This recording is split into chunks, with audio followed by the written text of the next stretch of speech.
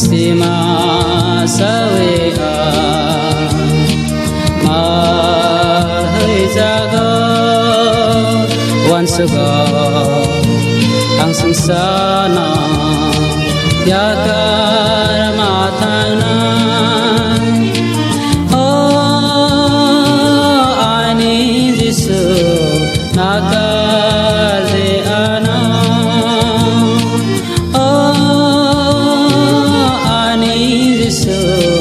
nakar de ana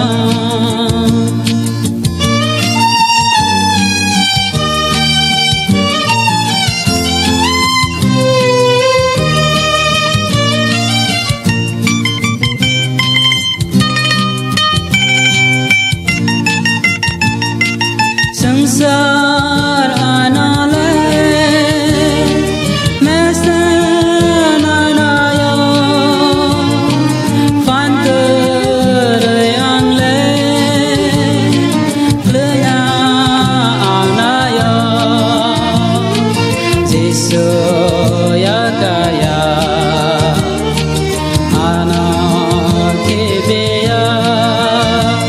once ago ang sangsana yakar matangna oh ani jisu nakar de ana oh ani jisu nakar de ana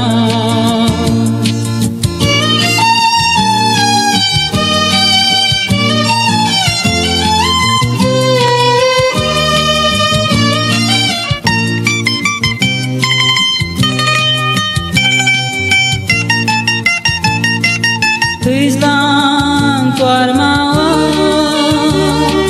ang kulagtang tu bekakali ang makiriwa Jesu ya karya anak kibiya once ago ang sangsana yakar matangna